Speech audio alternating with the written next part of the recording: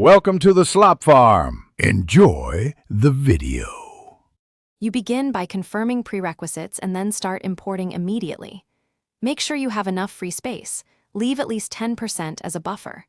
Back up the existing library to an external drive or cloud so you can revert if needed. Once done, connect the source device via USB, SD adapter, or Wi-Fi transfer and unlock it. Trust the computer when prompted. Then open your photo manager and select the import or add folder command to start bringing files into the library. Once files are queued, organize as you import to save time later. Create folders or albums by year, month, or event, and move batches into the right places as they land in the library.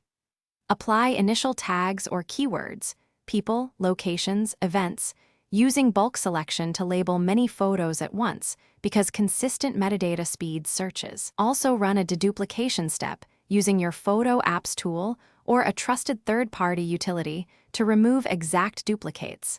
This keeps You finish by verifying everything and securing copies. Spot check several photos, open RAW and JPEG variants, confirm edits and metadata saved so you catch issues early. Once satisfied, enable Cloud Sync or run a full backup to an external drive. Perform an immediate backup after finalizing changes. If something goes wrong, make sure to rebuild the library index or repair permissions.